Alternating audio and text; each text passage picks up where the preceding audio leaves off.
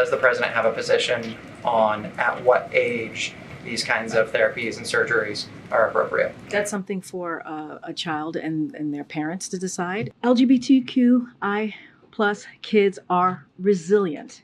They are fierce. They fight back. They're not going anywhere.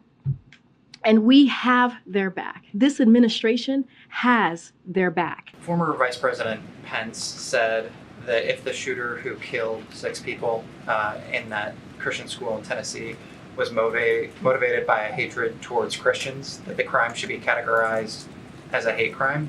I'm wondering what the president thinks of that kind of designation. It's not for us to decide. And then today, Indiana just banned puberty blockers, hormone therapies, and gender transition surgeries for minors. I'm wondering what the president's reaction is to the Indiana governor signing that bill into law, and does the president have a position on at what age these kinds of therapies and surgeries are appropriate? That's something for a child and their parents to decide. It's not something that we believe should be decided by legislators. So I'll leave it there. Well, you know, in the past couple of months, we have seen a record number of LGBTQI bills, anti-LGBTQI bills. More than 600 of them have been filed in state houses, and a significant number of them have been anti-trans bills, and targeted at youth. And this is a president that has said that when these are some of the bravest people he knows, but no one should have to be brave just to be themselves. And so this is a president that has been committed to this community, that has been committed to our kids in the trans community, to trans youth, and he's going to continue to fight for them. But again, I'm just going to leave it there. Across Tennessee and across America, our kids are paying the price for the actions of Republican lawmakers who continue to refuse to take action on stronger gun laws. The president will continue to call on Congress to take action to ban assault weapons and high-capacity magazines, require safe storage of firearms, eliminate gun manufacturers' immunity from liability, and require background checks for all gun sales. And state officials must do the same.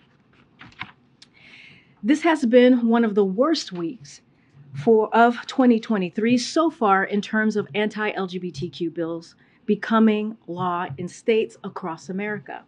3 anti-LGBTQ laws have been enacted so far this week in Kansas, Indiana, and Idaho. Just yesterday, the North Dakota Senate passed 10 anti-LGBTQ bills in just one day, a single-day record. In Kansas, the state legislation overrode Governor Kelly's veto to make Kansas the 20th state that has banned transgender kids from participating in schools sports. With the enactment of a new law in Indiana, 14 states have now banned gender-affirming healthcare, while some of these laws are currently blocked by courts. This is a dangerous attack on the rights of parents to make the best healthcare decisions for their own kids. According to the Human Rights Campaign, more than 50% of transgender youth in the U.S., which is estimated to be more than 150,000 kids, live in states in which transgender youth have lost access to or at risk of losing access to gender-affirming care.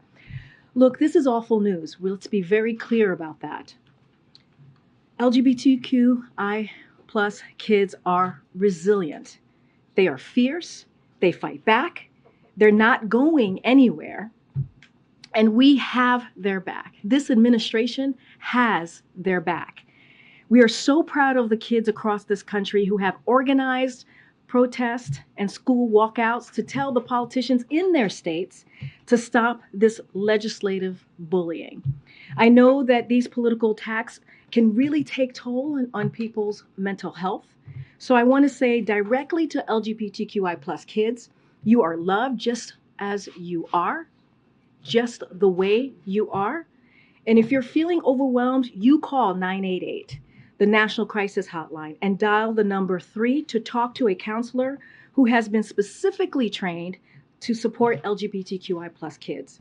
This is a new service that the Biden administration is proud to offer during these incredibly hard times for these trans kids.